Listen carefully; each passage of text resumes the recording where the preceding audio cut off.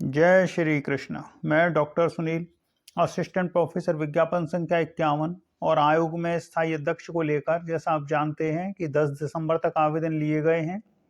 उसके बाद मानकर चलना चाहिए अगले 10 दिनों में अध्यक्ष मिल जाएंगे, क्योंकि पहले जो आवेदन लिए जा चुके हैं उनमें कोई योग्य अभ्यर्थी नहीं पाया गया, तो इस बार बहुत कम आवेदन आएंगे। और चूंकि नए अध्यक्ष योगी जी के विश्वस्त हैं, तो उनकी नियुक्ति फटाफट कर दी जाएगी और अध्यक्ष आते ही विज्ञापन संख्या 51 के इंटरव्यू शेड्यूल को जारी कर देंगे। अब तक सारी चीजें कहाँ रुकी हुई थी, एक वीडियो जरा देख लीजिए।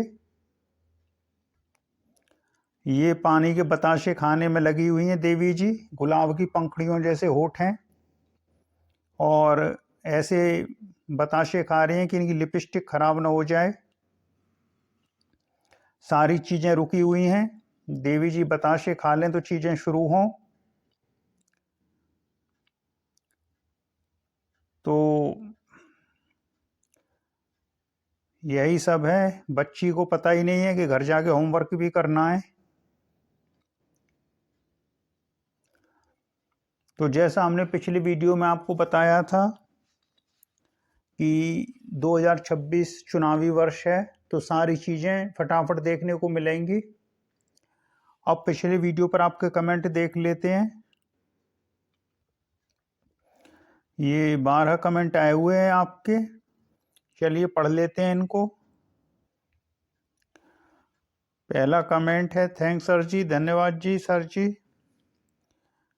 फिर कमेंट है कि thanks for other and self motivation, काश ऐसा ही हो, चेयरमैन जल्दी आए और प्रक्रिया तेजी से प्रोसीड हो। जय श्री कृष्ण। हाँ ठीक है, अब अध्यक्ष जी आएंगे और जब अध्यक्ष जी आ जाएंगे, जब ड्राइवर गाड़ी में बैठ जाएगा तो जैसा ड्राइवर होगा गाड़ी वैसे ही चलेगी। तो अध्यक्ष जी आएंगे, फिर सारी कार्रवाई तेजी से होनी चाहिए। जी सर।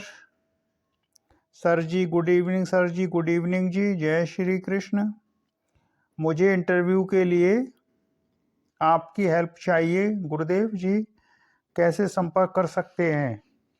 तो देखिए, हमने अपने पिछले वीडियो में बताया है कि जब इंटरव्यू शेड्यूल आ जाएगा तो उसके बाद जैसी डेट रहेगी इंटरव्यू की, उसी के अकॉर्डिंग बात करते हैं कि कब किस विषय का कौन सी डेट में इंटरव्यू लगा हुआ है। तो उसके अकॉर्डिंग गाइडेंस के बारे में विचार करेंगे।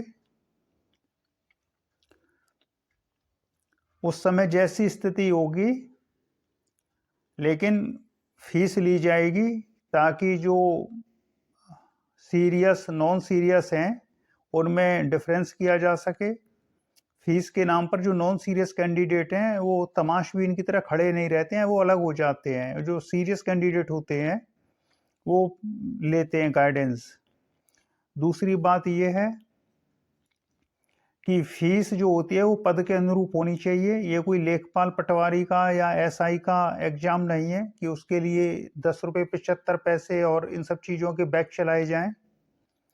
हर चीज़ का एक स्तर होता है, तो फीस भी ऐसी होनी चाहिए कि पद की गरिमा बनी रहे।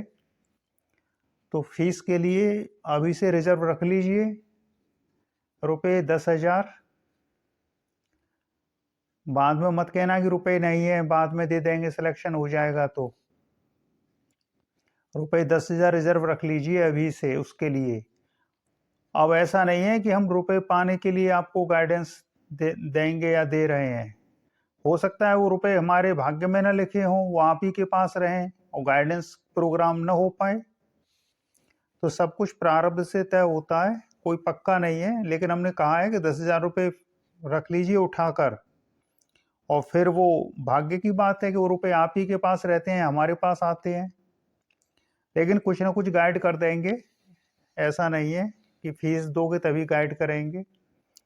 फीस आप भी जानते होंगे इस बात को, जब कोई प्रोग्राम फ्री में चलाया जाता है तो वो एक जमघट बनकर रह जाता है, कुछ मतलब नहीं निकलता उसका।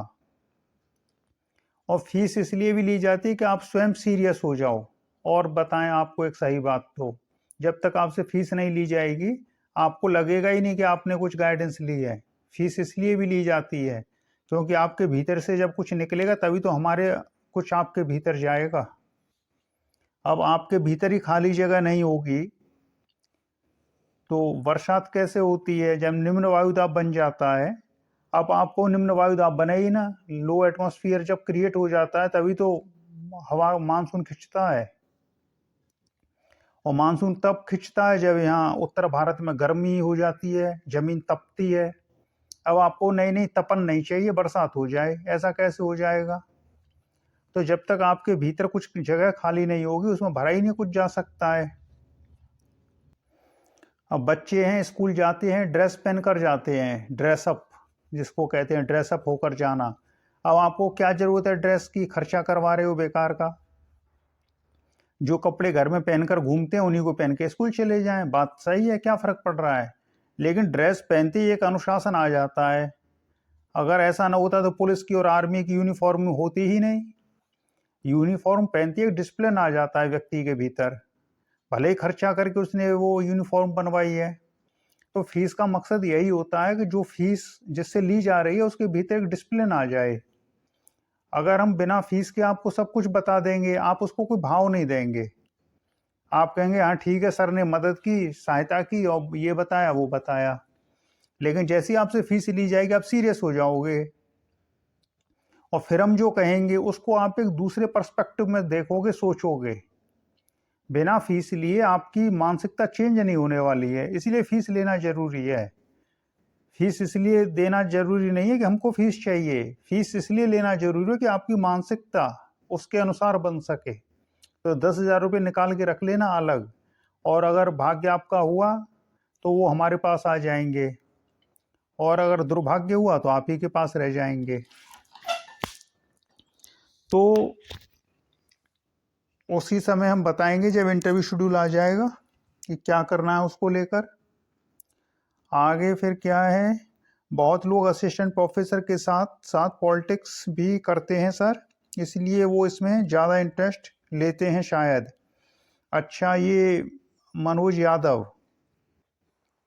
यादव जी सही कह रहे हैं आप एकदम, ये बात ठीक है। आपने उसी विषय में कहा है जिस पर हमने पिछले वीडियो में बोला है, जीडीसी और ये यूपीएचईएससी जिसको अब यूपीईएससी कहते हैं।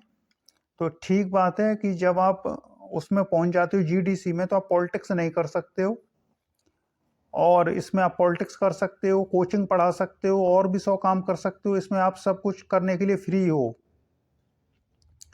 Free to do everything. तो जो आप चाहे वो कर सकते हो इसमें। और भी इसमें फायदा है जो जीडीसी में नहीं है।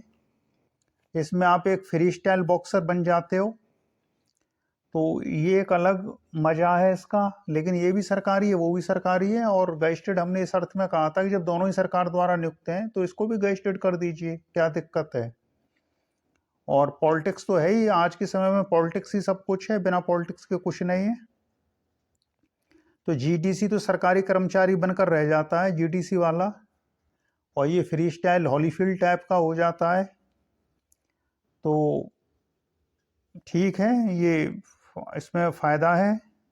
इस पर एक वीडियो बनाएंगे कभी, जीडीसी बनाम ये वाला यूपीएचईएससी वाला। फिर कमेंट आया कि जनवरी तक वैकेंसी कंप्लीट हो जाएगी कि आगे क्वेश्चन मार्क मत लगाइए, मानकर चलिए हो जाएगी। आगे का कमेंट नहीं पढ़ेंगे क्योंकि नेगेटिव चीज़ें पढ़ने से चीज़ें भीतर आ जाती हैं नेगेटिव। अब पता नहीं देवी जी ने अभी तक बताशे खाए हैं या नहीं खाए। तो देखिए आपके कमेंट हो गए, देवी जी को देख लेते हैं जरा। इसे ना आयोग से मतलब है, ना इसे आयोग के अध्यक्ष से मतलब है, न इसे असिस्टेंट प्रोफेसर विज्ञापन संख्या 51 से मतलब है। अपना खाने में लगी हुई है, खा पी के घर पहुंच जाएगी, मेकअप साफ कर देगी। कहो कुछ भी, लग अच्छी रही है, गुलाब की पंखुड़ियों जैसे होठ हैं, सुंदर है, और देवी जी का रूप रखे हुए है तो और भी सुंदर लग रही है। या तो ये लौट रही है फंक्शन से, क्योंकि अगर ये फंक्शन को जा रही होती तो ऐसे ना खा रही होती। ये पक्का प्रोग्राम करके आ रही है, ये प्रेजेंटेशन देकर आ रही है और उसी खुशी में इसको खिलाया जा रहा है। तो चलिए, अच्छी बात है। हम लोग भी ऐसे ही खाएंगे इंटरव्यू देके, जगदम्बा की कृपा रही तो भगवती दुर्गा की जय हो। जयंती मंगला काली भद्रकाली कपालिनी दुर्गा क्षमा शिवा धात्री स्वाहा स्वधा नमोस्तुते। जय जगदम्बे। तो चलिए, आपके सारे कमेंट पढ़ लिए गए हैं।